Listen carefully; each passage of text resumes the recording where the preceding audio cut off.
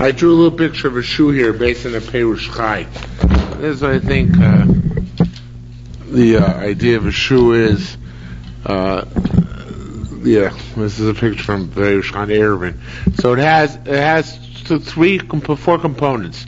The oznaim are the handles which hold the thread in place.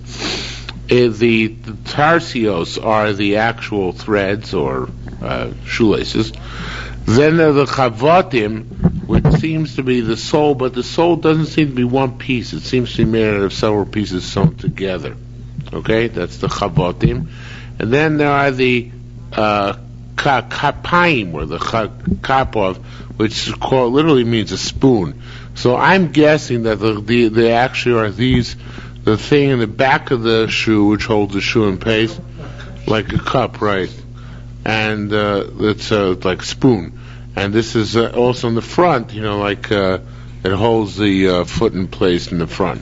So these are the elements: the tarsios, the oznaim, the kapios, the kapayim, and the chavotim on the bottom. Okay, so that's the shoe we're dealing with here. So the Gemara says here, let's take it from over here. It says sandal, right? So just so I can show you what's going on. Sandal shall eat this sound of the sandal shall eat. Chavrai b'shem Rab said the hainshu chayftim shel or, right? It's going to the Rashba's gears where everything is supposed to be leather. So the choftim have got to be, the sole has got to be of leather. Rabbi Ba b'shem Rab hainshu ma'amidim shel or. Ma'amidim shel or here seems to be the, it's not clear if that's the kapayim or if that's the oznaim, but some other part has to be made out of leather. And Tamar Amin b'shem Rav v'hein sheyu tarsiyosav shel or. Okay, so the shoelaces themselves has to be made out of leather. So the bottom line is, there's very little out of this shoe which actually made out of wood. It's not even clear to me what part at all can be made of wood. Rabbi Hila b'shem Rabbi Yechon argues and he says, "Afilu kula shalei tzkar," even the entire shoe is wooden, it's okay. Masista Messiah Rabbi Yochanan is a Brishna which goes like Rabbi Yochanan, which says, sandal shel kash, if you have a sandal made out of straw, tamei medris. So a person steps on it, it's tamei medris. Va'isha choletzes bo, and he can use a chalitza because it's since it's a shoe, so therefore it can be used for chalitza as well. David Rabbi Akiva. Lo hodu the medras. Chachamim did not concede that it's used for medras. He's influenced Yerushalmi. He wants to hear Yerushalmi. You want to hear Yerushalmi? You're welcome. There are extra Gemaras in the base medrash. Do you want to look in together? Okay. Where are you from? So you said Eretz Yisrael. Oh. Okay. Okay. Well, always welcome you to the only English language daf yomi Yerushalmi shiur in the world. Okay. So. I suppose there's one in Brooklyn. That must be English. That's not English. Yeah, I also don't know if it's daf yomi. Is it daf yomi? Yaakov Box told me that. Yeah. I said I was under the impression we're the only English language. Yeah.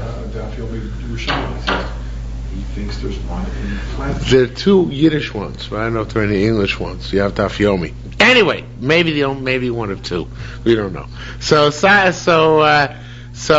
anyway, so a sandal made out of straw. It says yours tamei medris, v'isha choletzes bo, and you can do chalitza with it. According to Rabbi Akiva, Chachamim say can't be matami tumas medris. Why? Because it's very uncomfortable. So even a zav doesn't like walking on it for a long period of time. Sandal shnivsku oznov. Now, if a sandal lose its oznaim get. It's not medris. It's simply because that it's really not made. It's like because it's like the zav is not matami, something he sits on because in Moshe they tell him Amod v'nasem lachtenu, get up, we want to do our work, right? So to here people are not going to stand on this shoe for any length of time, so therefore it can't be Matame Medras, okay? So says Gemara, Tzanosh nifsku oznav. If the handles which hold, I keep saying handles, but it's probably a better word for it. It's the parts of the shoe which hold the laces in place, or the parts of sandal which hold laces in place. Nifsku chavotav. The chavotav means parts of the sole have come loose. Nifsku tarasiyasav. The even if the laces are severed and they simply are not functional anymore, or shapir she'achas mikapav, or either the part which holds the leg in place in front or in the back of the sandal has become ripped, tore, the sandal is tore. Now, nifska achas me'ozav, if only one of the pieces of the shoe which hold the lace in place, achas me'chavotav, if only one part of the sole, achas me'tarsiyosav, one of the laces obviously has more than one lace, or shmishu rov kapav, only the majority of the things which hold the parts of the shoe which hold the foot in place, if only that, it's only become severed to that extent, so whatever tumah it has, it still retains tumah, it's still going to be a keli, and it's still makabel tumah. Rabbi Yehuda Meir pnimis tmeah. Rabbi Yehuda says there are 209, right? So if it's the inner one which becomes severed, so then it's tummy because he'll still wear it because it's not so noticeable. Hachitzayin, if it's the outer one which became severed, so people can see because it's on the outside of his foot, then already the sandal is torn because people simply do not wear it that way. Rabbi Yaakov Baracha and Rabbi Tavli Chanin Barba b'Shem Rav said, Halach Rabbi Yehuda Shabbos. Interesting thing, vis-a-vis Shabbos, if the outer handle which holds the strap or the shoelace in place becomes severed, you're not allowed to wear the shoe on Shabbos because people are embarrassed to wear such shoes on Shabbos, so afraid that since they're embarrassed to wear the shoe on Shabbos, they're going to take it off and carry it in Rishus Harabim. So they're going to wear the shoe on Shabbos. It's not functioning. It may not be a functional shoe anymore. No, it is functional. That's what we're going to discuss. There is a parallel sugi in Eruvin, but if I don't recall that it's in the Bavli, but I don't recall it's at this length in the Bavli. So name it says more halach kabin in Shabbos, but nevertheless, Rav Shua Bar Yitzchak Havli Uvda. Rav Shua Yitzchak had such a case where his shoe, the outer handle which held the laces in place, got snapped. So Shal Rabbi Yaakov Baracha, he sent to Rabbi Yaakov Baracha the guy with Rabbi Chia Barbot to ask the question. Amar Leis, he said, not true. Kishem shein cholkin b'tumah, just like this machlokas by tumah. And according to Chachamim, no matter which handle got severed, as long as they're not both severed, then it's not still makabel tumah. Kein chalukim b'Shabbos, so on Shabbos the same machlokas. V'oilek Rabbani pascha Rabbanan, that even if the outer handle is torn, you could still wear the shoe on Shabbos. Okay. Now the next 5 words of Korban that then Pnei Moshe will take out. V'shama meimar. Okay, it just skips just from Shor Bar Yitzchak boy. V'shama meimar lochak Rabbi Yehuda. Even though he heard that Allah is like Rabbi Yehuda, V'umori like Rabbanan, he passed him like Rabbanan, which seems that the Gemara is somewhat astonished by that, but nevertheless, the Gemara says it's the way it is. We pass him like Rabbanan. Rabbi Yaakov Bar Yitzchak Havli Uvda. Rabbi Yaakov Bar Yitzchak had a similar case. Shal Rabbi Zira, he went to ask Rabbi Zira. Shal Rabbi Zira Rabbi Ami, and Rabbi Zira asked Rabbi Ami. Amar Leis said, so Rabbi Ami did not want to fast it. He said, look, the guy who holds it's tamei, right, that's still matame, he holds mutalatzispo. You're allowed to go out with the shoe, because that means it still retains its character as a keli, as a shoe. The guy who holds it once it's ripped, it's tore, so obviously he holds also, let's say, the bow. You're not allowed to go out with it anymore because it's no longer retains its character as a shoe or a sandal. And it says the Gemara, he was not able to get from Rav Ami a psak. Rav Ami would not say like Humi Paskin, where the Paskin like Rabbi Huda, in which case he would not be able to wear it on Shabbos, or a Paskin like Rabbanan, in which case he would be able to wear it on Shabbos. No psak was forthcoming. Tiny Rabbi Yachar Rabbi Zira, I have a Zira, so now the Gemara nevertheless brings down Rabbi Zira is the one who asked. What? Maybe I skipped. Oh no, I didn't skip. I did skip a line. Tani avam matayil hubo achu magil pesach chatzero. It says no matter how we pass it, like Rabbi Yehuda, you wear the shoe until you reach the opening of your courtyard. Then you just have to discard it there. Now Rabbi Yachar and Rabbi Zira have matayil beisratan. They were walking down the highway. It should be afsik. Coordinator fixes it. Afsik sandal to Rabbi Yachar. Rabbi Yachar's sandal snapped. I mean the matun, but for some reason Rabbi Zira didn't notice. Maybe they were talking and learning, so he didn't notice that the sandal snapped. When they got to the opening of the courtyard, so Rabbi Zira said, I mean the matun pile, once they came to an opening of the courtyard, Omar to lay Rabbi Zira said, this is the opening of your courtyard, take off your shoe, because now we're ready in the courtyard, you can't go any further wearing this broken shoe. Rabbi Yachal, when his shoe used to break on Shabbos, Korach Savna, he used to put around it some fiber in order to keep it intact, in order to walk with it, which is clearly not like Rabbi Yehuda, because like Rabbi Yehuda, once it's broken, you can't wear it anymore. But he would make ad hoc repairs to it in order to keep it going. Okay, now it's important to know you can't put in a new. It's not important to this Gemara, but it's important to Halacha L'maaseh.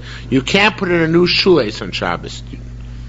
You can't wear a new shoelace. You need a pen? No, it's okay. My bird took the top of my pen off. That's when it was falling off the floor. Your bird took off the top of your pen. Yeah, he was chomping on something off of the Okay.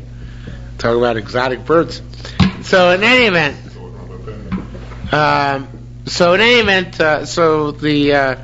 you're not allowed to put in new shoelaces on Shabbos. If your shoelace snaps on Shabbos, you're not allowed to put in new shoelaces. It's to be muktzah. You are allowed to take out and replace an old shoelace because it's not considered to be muktzah. And here we need to find something which is not going to be muktzah in order to fix your shoe on Shabbos. So he found a sieve, which is some sort of fibrous material which was obviously not muktzah. And the more it goes on, it says in this vein, Rabbi Avo Karach Agud Malbinki. Rabbi Avo used the wrapper from a vegetable, bundle of vegetables, not a wrapper, the string which is holding the bundle of vegetables together. And that string, obviously, Savar Rabbi Avo Agud Malbinki, the wrapper, the string which wraps the vegetables together, Mina Muchanu, it's prepared. Vis-a-vis Shabbos, it's not muktzah. Okay. So that's not mataking? Yeah, up to Rabbi Chiyona. No, because he just used it to wrap it around. If you actually had fixed, like sewn it on Shabbos, of course, I didn't say, but he just used it to hold the shoe to his foot once the lace is snapped or the handle snapped, so it wasn't actually fixed, it was just, temporary. Yeah. Because we already used it as a lace. It's already been used. You can't take new ones. New ones are considered to be muktzah, machmas, cheser, and kis, unless you actually use them before Shabbos. Okay? Says Gemara, Rabbi Yonah. Now, this next Gemara, there are two Gemaras tonight, which have a gazillion interpretations. All of them, unfortunately, translate them differently. This is one. Next one will be on Samach Chesed, but I'll just, true to form, we'll forge ahead with our own shot here. And we'll learn the first line of Korban Eidah and the second line of Pnei Moshe, even though the two Perushim are incompatible. Okay, now, the way to read it, therefore, is like this. Rabbi Yonah, when his shoe went bad, Talkul Chanusa de Chiltira, on Shabbos, he tossed it into a jewelry store. In other words, he was through a Kilacha Yad into Rishus HaYachid. Somehow, okay? Now, I don't know if he threw it or actually wore it into the Rishus HaYachid, but he took it from the Rishus HaRabim to the Rishus HaYachid, into this jewelry store. Now, via car, why? Because he held it was like a dover, like something, there's out there, coolest if you have your wallet upon you at Erev Shabbos, to bring it, to toss it into the nearest courtyard, on Shabbos, carry Kalach Hayat, make all sorts of shinuyim. So he did this type of thing with his shoe. Right. So precious, not so precious. Even though it was a relatively small amount of money, how valuable were his shoes? Nevertheless, for him it was chashuv, so he made whatever shinu was necessary in order to get it to some private place, in order that it shouldn't be, susceptible to being lost or stolen. Sadraj Yakarsh Rabbi Elazar. However, the order of the preciousness of Rabbi Elazar, Misalikla, would cause them not to walk with it even into a nearby store, but rather just to remove the shoe where he was when the shoe broke. Okay? So the Sadri Yakar, according to Pnei Moshe, means the precious order of Rabbi Elazar. So was it higher order or lower? Higher order. Meaning, in other words, he was more machmir. He wouldn't actually wear the shoe even though the shino is somewhere. He would just toss it where it broke. Okay? Even though he would be more justified to carry it, to right. bring it to But it was more machmir not to do that. Rabbi Yehuda, can I switch shoes? Now this is going back. Rabbi Yehuda said if the outer handle of the shoe breaks, it's no good. But what about, we had this question probably too, can you switch feet? Because then the outer handle will become the inner handle of the other one. Is that okay? So says the Gemara, even without doing that it's mutter, because we don't pass him like Rabbi Yehuda. Amar Lei, he said, nevertheless, we didn't want to pass like that, halach l'mais, without somebody else helping him. And he said, so Rabbi Zira said, Pucham echad sav, go find another old man, in other words, another Talmid Chacham, and rely on him together with me. In other words, I don't want to pass him, it's mutter by myself. Novak Avashkach, so he went out and found Rabbi Bar Memel, and he asked him, and Shara he was matir. Amar Yetzi said, Masnisa Amarash min Malbush. Our Mishnah tells us that, and this comes way back to Yevamos, our Mishnah tells us that wearing a right shoe on a left foot, in other words, switching feet or vice versa, is a legitimate way of wearing things, which would make a mutter to go out that way on Shabbos. How so? Because it says, the thing we learned, small mean if he was wearing a left foot shoe on the right foot and they did chalitza with that shoe, chalitza says kshera, the chalitza is okay. Okay, so we see that switching feet is a legitimate form of wearing shoes. Says one further, now it said in the Mishnah that the shoe has to cover the majority of the foot, but not the entire foot. So it says, well, it's not so simple. That's true l'rochav. The shoe, if you have a triple E foot, you can still wear for chalitza and a D shoe, because you'll squeeze your. Oh, come on! What's difficult about that? I wear a triple E. Yes. This chalitza is not. You're not walking around in it. So that's okay. You can wear it for. You can wear it for a D. The D for the chalitza. That's for avola orech. But if you wear a size 13 shoe and they try and squeeze you in a size 9 shoe, then it's no good. And here all unfortunately change it to kol haregel. It has to cover the whole foot. And the Meichal Mayim says in his parish, he says people could squeeze into narrow shoes. Women do it, I assume, all the time. But it's harder to squeeze into a short shoe. So it has to be long enough, even though it can be narrower. Okay. Says more Matai with Rabbi Elazar. Now Rabbi Elazar said he now has to do chalitza at night. Why do Rabbi Elazar pass away? Because it says le'enei haskeinim says it has to be by the sight of the elders and they can't see at night. Well, Ma'amakaim Rabbanon say you can do chalitza at night. What do they do with le'enei haskeinim? The Beistin Suma to preclude a blind Beistin. Can't do chalitza in front of a blind Beistin. Rabbi Yochanan boy. Rabbi Yochanan asked the question. V'chavashi said Rabbi Elazar. Rabbi Elazar seems to contradict himself. Tamunoiber by Mitzorah he says Hayuminis Makevis, the right one is an impediment. What do you use the right side for by Mitzorah? The bowen, right? The thumbs and the big toes. You put the blood from his birds on the thumbs and the big toes. So there it must be the right side.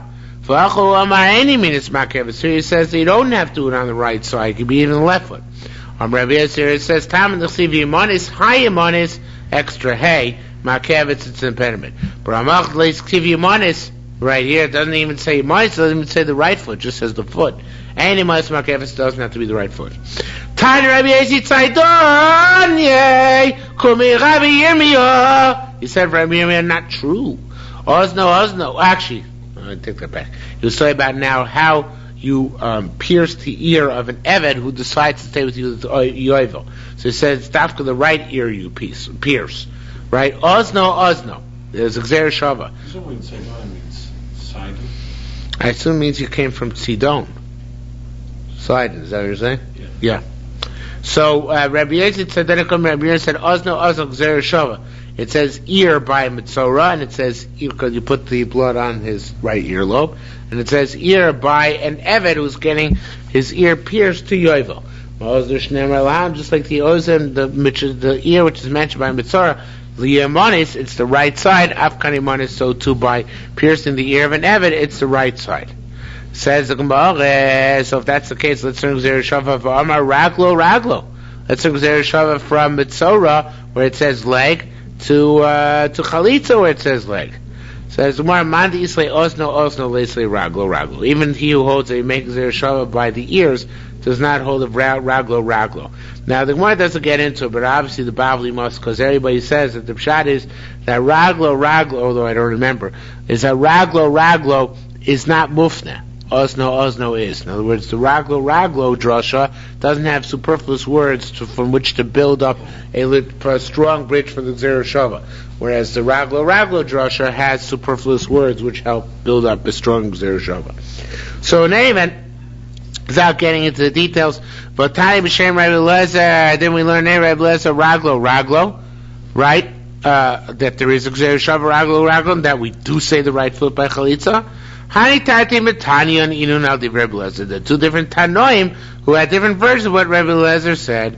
Mandi say Ozno, he holds of Ozno. There is a Mandam who holds of Ozno, but this word should be these two words should be taken out. Mandi say Ozno Raglo. And so it's not Isla. Well, you can keep the Isla in anyway. But anyway, he just says it's one man that we'd make both Gzer Shavas, Ozno, and Raglo. And then there's man should be switch. This should be the Is. Man the Isla Ozno, and there's another one that makes Gzer Shava of Ozno, but Leislay Raglo. He doesn't know this Gzer of Raglo. And Hada Masnisa. Our Mishnah is like that, because our Mishnah says you can use, according to Rabbi Lezer, even the left foot. So our Mishnah should be Islay Ozno. It holds the Gzer Shava for Mitzorah, but Lo Raglo does not hold the Gzer Shava vis-a-vis Chalitza. Okay? Halacha Gimel. Chotza v'rakika. So the woman did two out of three components. She removed the shoe, and she spat at him. Avalo Karasa, but she didn't say the parsha.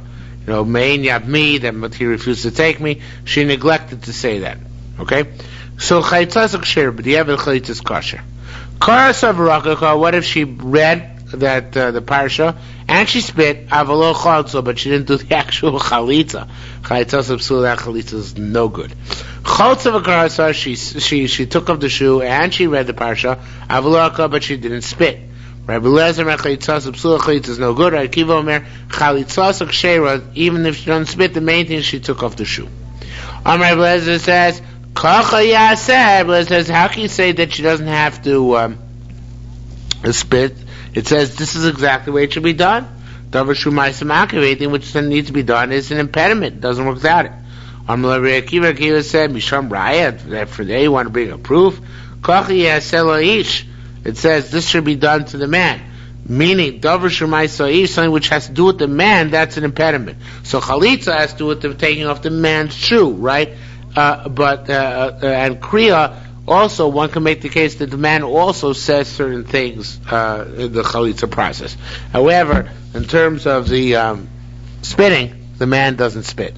So the woman is spitting at the man. Yeah, but that's not in the man, so therefore it's not the same thing. Anyway, that's what Gemara is contending. Okay, says more further. Shmuel Amar, Chotzav lo rakika. Let's say she did a chalitza and she didn't spit. Taruk, so let her go back and spit. Let's that they're both are essential. Rabbi Lezer said, Chaltza avalo karasa. If she did chalitza but she didn't read the parsha, v'lo rakika, and she didn't spit, chalitza psul. Chalitza is possible. But with Hikra Rabbi Lezer, that's going Rabbi Lezer, because Rabbi Lezer also holds that you must read the parsha. Okay? Divrei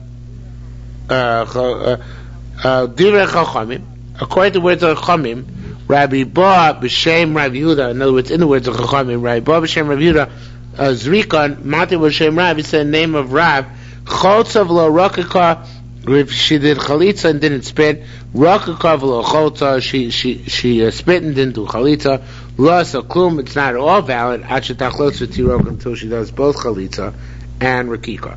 Now, the Ritbaz says, isn't that Pashut? What's he telling us, which you didn't know before from the Mishnah? So Ritbaz says a very interesting thing. He says that it has to be the Mishnah is trying to tell us that there has to be an order. In other words, you shouldn't say whatever they forgot to do later on, whatever they forgot to initially, later on they'll make up, but they don't have to make it up in order. It's going to say it has to be done in the specific order as the Mishnah enumerated it, which is it has to be that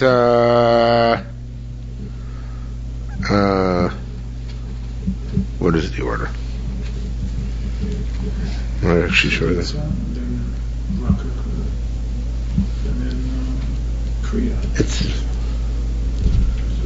No, it says Chalitza then Rakika, right? So that has to be first Chalitza Rakika, right? Can't be Rakika and then Chalitza. That's what he's saying, right? Okay.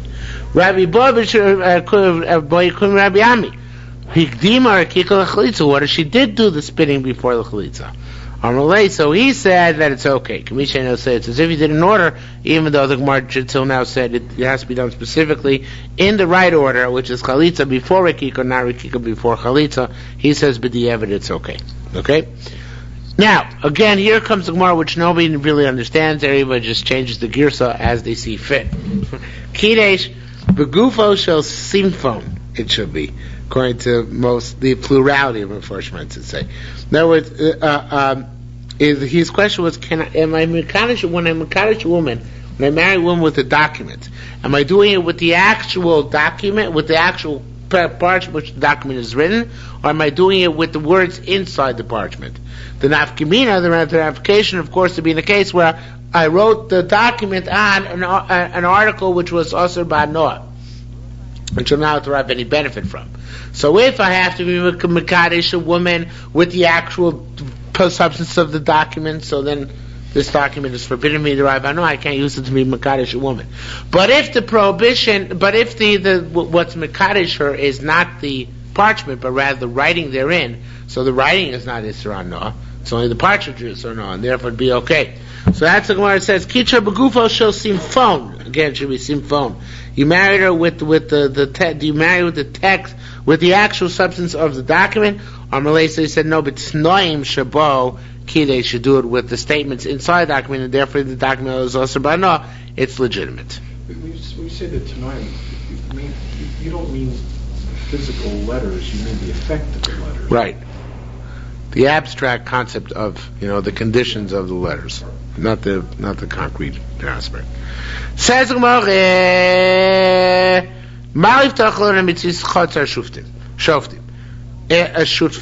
was one allowed to open a small window? It's called the Egyptian window, which it's very difficult to actually look at your neighbor's yard. It's just like for observation to make sure that your distant plowed fields are not being raided by marauders, right?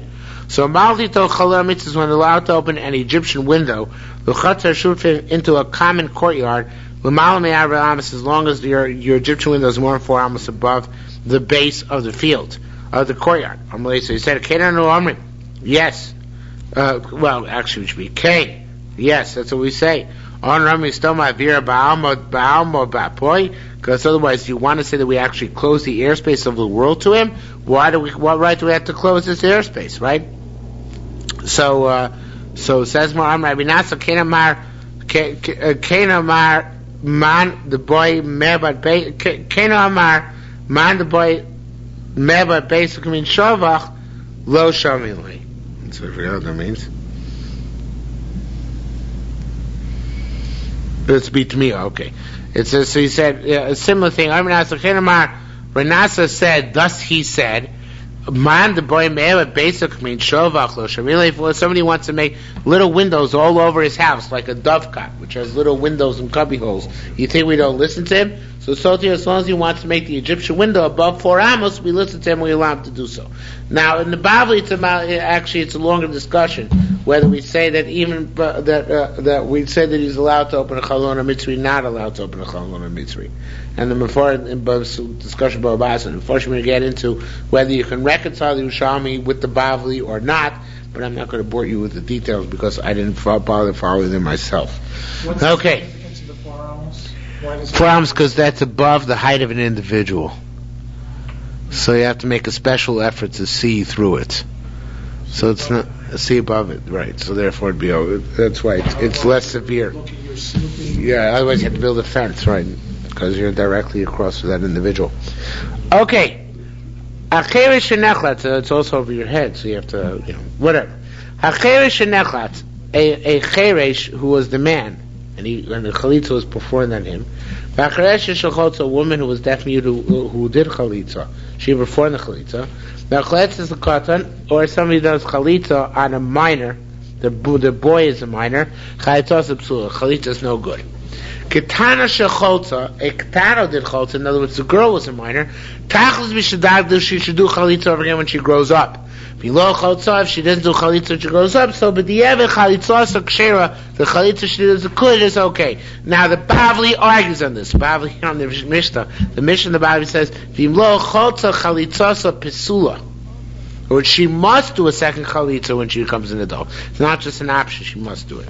Okay. Now, why is a katan chalitza pasul, but the katan yibum was? Gemara's going to ask that. Says Gemara, Samachesa Beit. On Rabbi Yochanan, it said, why is a cheresh? Why is somebody who is deaf or mute not able to do chalitza? She'ena yochol omar, they can't say they can't say the stuff which is in the Torah. And v'omar, it says they both have to say the stuff in the Torah. Says Gemara, is that true? The kriya makevis is kriya an impediment to the proper chalitza? No, it's not, but the famous Talmudic principle, somebody who can read, ain't kriya makevis, he doesn't have to read. If he's not suitable to read, kriya makevis, then the not being able to read is an impediment, right? We learned over there in Masechta Chagigo. Everybody's going to go have to be seen in the Beis HaMikdash, chutz micheres shoytev gotan, except for an imbecile. No, except for a deaf mute, an imbecile and a child.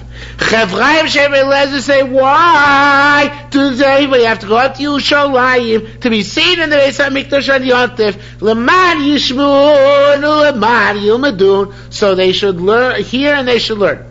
Ad Kidum B'Medaber V'Eino Shomea. So I understand that precludes somebody who can speak but cannot hear because he cannot learn. Shomei Avinu Medaber, a person can hear but cannot speak. How do you know that he's also precluded from the responsibility to go up and aliyah regel? Rabbi Yerushalmi said, L'man yilmadun we darshan, L'man yilamedun. He's got to be able to teach his kids. Since he can't teach his kids, he's exempt from the aliyah regel from coming out to sacrifice the olos riyah.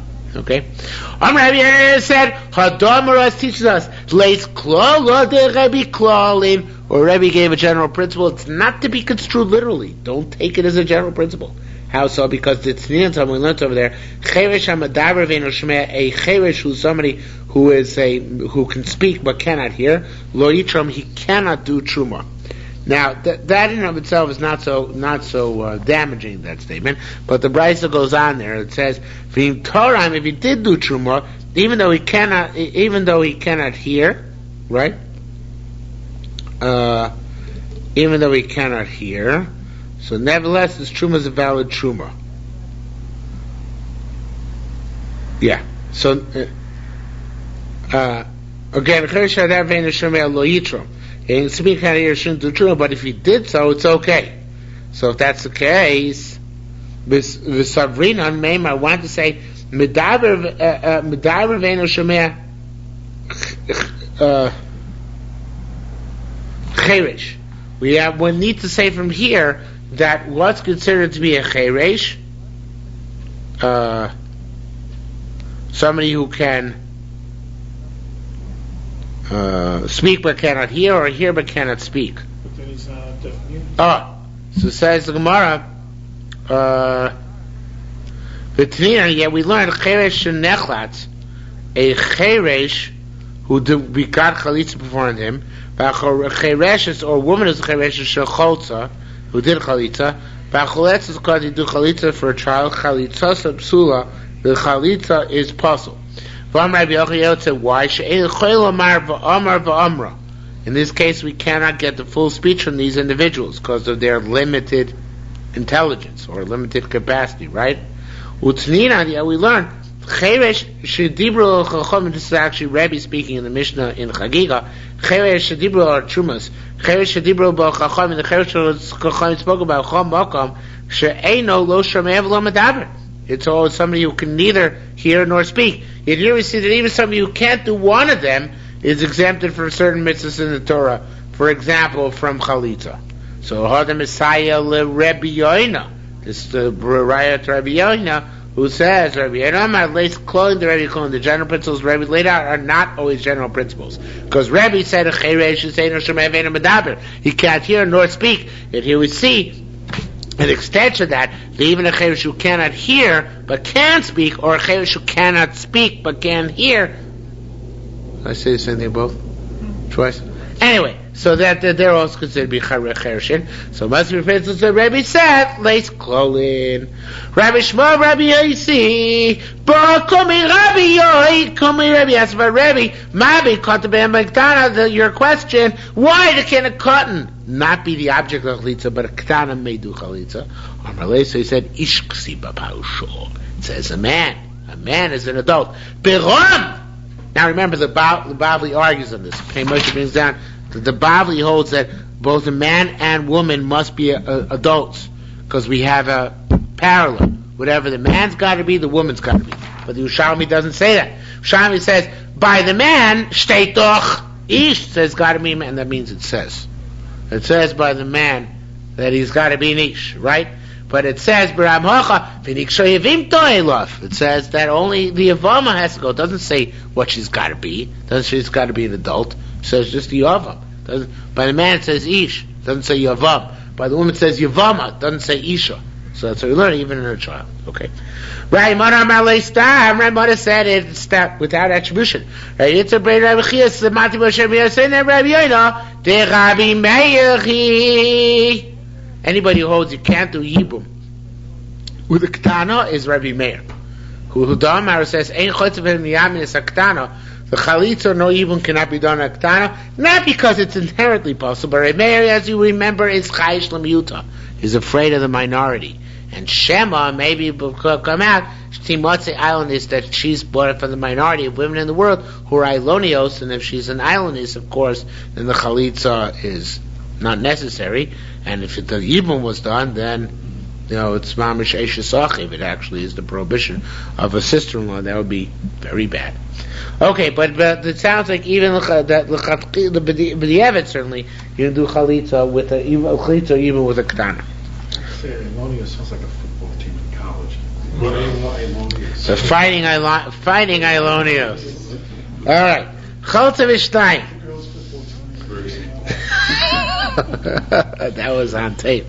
Chalta v'shnayim. What? Farron, yes. Chalta v'shleisha. That was good. Good line. Chalta v'shnayim v'shlosha. She did chalitza with 2 or 3. You do chalitza in front of 2 or 3. Beneath tzayacham and karapasel, well, it's b'shnayim in front of 2, or b'shlosha beneath tzayacham and karapasel, in front of 3, and one of them is found to be a relative or basel. Chalitza psula, chalitza is basel. Rabbi Shimon, Rabbi Yochanan, San and Mashin, they say it's still okay. Ma'aser shecholza beina beina beis hasurin. Once they did chalitza in private, one-on-one, in the prison. In other words, there was no beit din around. Between the Yavam and Yavam, above Ma'aser Rabbi Kiva, and Ma'aser came from Rabbi Kiva, they actually said it's okay. So it's very interesting Gemara. One of these rare Agarata Gemaras in the Yerushalmi. But Beis Asurim Haya Ma'aser, this Chalitza one-on-one took place in a prison. Beis Asurim Ba Ma'aser, and they asked the kasha of somebody who was held in prison. How so? Rabbi Akiva was the one who they asked about it. Right? It says, Rabbi Akiva. He was in prison when they asked him the question. Right? He was in prison before he was killed. Rabbi Yochanan Sandler, and the way they asked questions like this, Rabbi Yochanan Sandler made himself as if he was a peddler. So when they passed in front of the prison where Rabbi Akiva was held prisoner, he announced and said, "My boy Machtin, who wants needles? My boy Tzern, who wants pins?" Right? What happens to chalitza between the man and the woman in private? Uzi clear Rabbi Akiva Mikasar. Rabbi Akiva looked out the window of the prison. Amalei, so he said, "Isloch kushin." Do you have kushin, which are another type of needle? Isloch kosher. And he said, yes, it's kosher to do chalitza beino lebeino.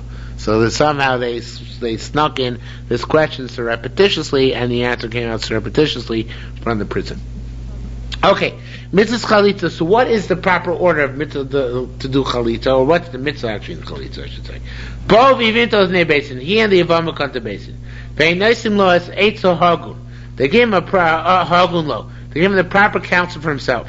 Shneimar, it says, "V'kor lo ziknei iro," the elders say, "Shekom v'dibur lo v'tzbitim yami."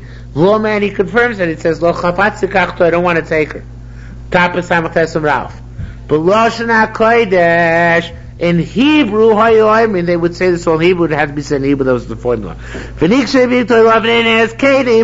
Yevama goes to him in front of the elders. Now she takes off his shoe, from on his foot, and she spits in his face. We've got to see the spittle. She opens up and she says, or she responds to being read to her, and she says, so too shall be done to the man. Will not build his brother's house. That's till then they used to read from the parsha. Once Rabbi Hurkanus had to do chalitza, they read them under the elo tree. I forgot what an elo tree is, some sort of nut tree. In Kvarvus, the Gomer's called parsha, and then they read the whole parsha, not just till after Mein Yabmi. But then on they established chazaka to read the whole parsha. And then his name is called in Israel. Beis Chalutza, now the house of the removed Jew. Mitzvah b'dayarim, the mitzvah is in Dayarim to make the statement about the house of the removed Jew. Below mitzvah Talmidim, not among the Talmidim who are present. Rabbi Omer, now mitzvah kol sham. Everybody standing there should say, Loimar Chalutza now. They say, remove Jew. Okay. Says the Gemara, getting back to Mishnah, they give him a proper counsel for himself. What's a proper counsel for himself? Inusav, if he's an old man, we say to her, why do you want this old man? In Hisavta, have a savta, if she's an old woman, we say to him, why do you want this old hag, or whatever we say? He tlisav husav, if she's young and he's old, Armin Lay, we say to him, Tlisai, she's young, and be embarrassing to you to walk around with a girl who's 40, 50 years younger than yourself. Hey, I don't know, nowadays they wouldn't say that. Who tell you, if he's young and she's old, Armin Lay, we say to her, Tayo, he's a young, immature guy, and he's going to be embarrassing to you.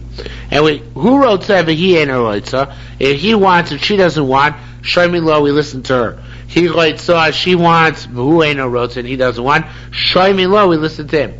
Call Shadavar Jerabrit, so it's called Akiv. If anybody's impeding it from going forward, show me law, we listen to the impediment, and we don't let it go forward, because we're afraid they're not doing L'Shem Shamayim. What if they both want to do Yibum? Asked Uvda Kan Rabbi Yossi, so what story came from Rabbi Yossi, Omri said, Api Klabar, let him go out. In other words, according to the Gillian Ephraim, it means, we have no choice, let them go out and do Yibum. The Mashbiach and the Korban Eda actually changed put the Kuf and at the end of the two words, and they have it, Afilu Lebar Kuf. It was even a 100-year-old guy that they both want to do it. Hey, he had his yogurt, so therefore he can continue to Yibum. Says more further. Rabbi Yochanan by Yevama, who's pursuing whom? And the nafkamina is because you always go the person who's pursuing has to go to the basin of the person's being pursued. Right? It's also true by litigation. Right? You always go to the basin of the person who's being sued. He can check the court, choose the court. So it says, who's pursuing who? So I said, Blazer asked the question, what's the shiloh? So for also, the Yevama goes up to the gate, so she has to come to whatever basin is convenient for him. Rabbi Yochanan said this, Amar, you said, Yofelim Dano Rabbi Lezer thought it's good. Period. Now, the Kriya Ma'akeves. We learn this is really a superfluous Gemara, but it's going to be because we already have this Gemara and it's just brought down here as schlepped in. But at the end of the 2 lines, it gets relevant again. Kriya Ma'akeves is the reading necessary. On Rabbi Shua bar Yitzchak depends. Havayel Kriya is something suitable to read, and Kriya Ma'akeves he doesn't have to read. If Shein Royal Kriya is not suitable to read Kriya Ma'akeves, then he's got to read, and of course if he can't, it's no good. Now it gets relevant. I'm going to say Rabbi Shmuel Rabbi Yitzchak and Kriya Ma'akeves. It's not necessary to read. But he concedes if you come to read, you got to say all the words in order. And especially you should not say, my Yavam refuses to set up a name, he doesn't want to be miyabe me. And then he responds, I don't want to take her. Because then you're missing a crucial phrase. Rather, this is what you have to say.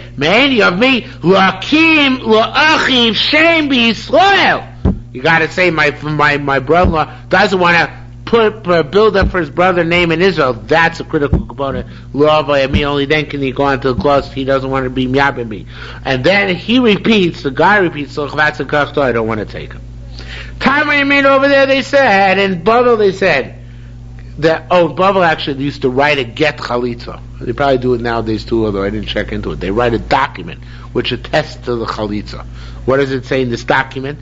It says, Kairas Kadmona, she came in front of us, V'shalfasine, me love Rigley, and Diyamin, and took off his shoe from on his right foot, V'rakas Kadmona, and she spit in front of us, Rok Mischazi Alara, spittle which we could detect on the ground. It's like Lubavitch Shul after Olenu. Anybody ever notice? Yeah, right. Yeah.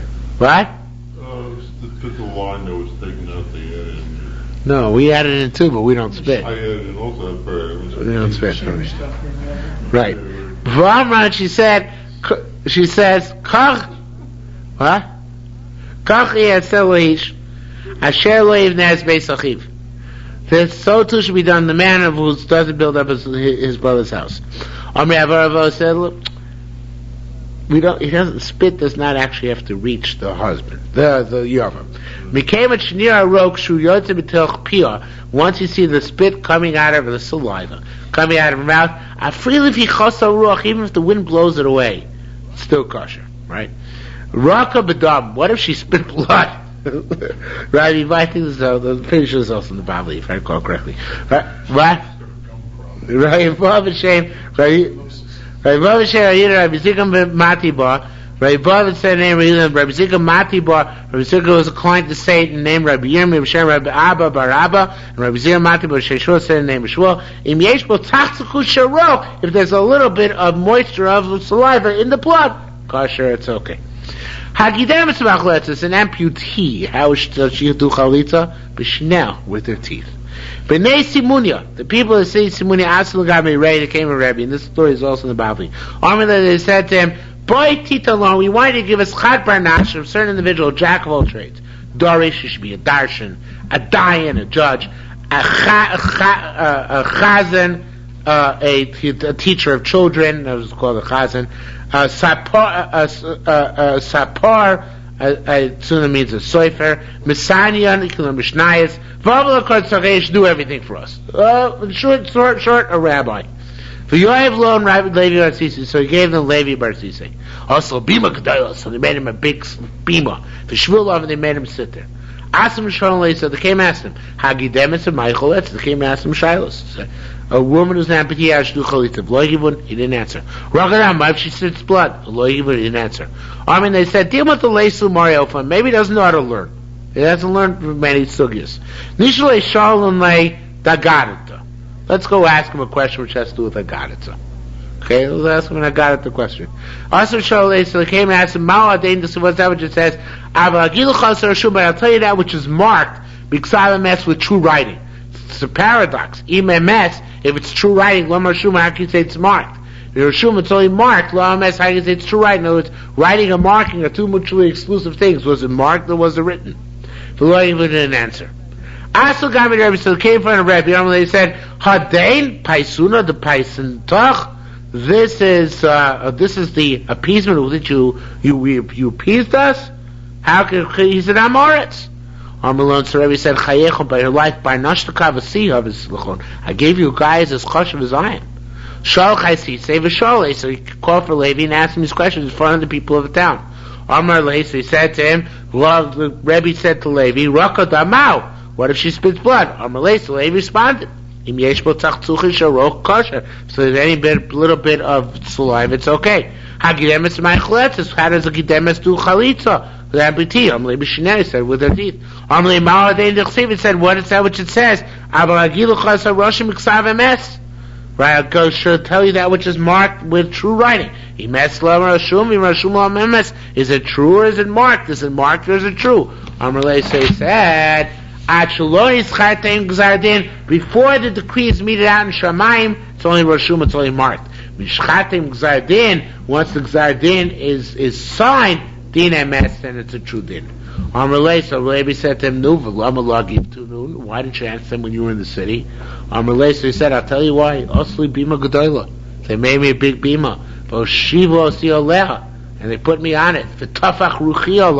My spirit bloated within me. I became a Baal Gaiva. The Korlev and Rebbe said about him, in the Valta, if you became degraded in Divrei Torah, it's because they lifted you up on high. If you became, if you plotted to become high and mighty and lofty, Yad Lapeh, put a hand to your mouth, because you have no right to speak, because you're going to lose all your wisdom. Cause you to be embarrassed in Torah, that you uplifted yourself and made yourself haughty in them, and we will stop here for today.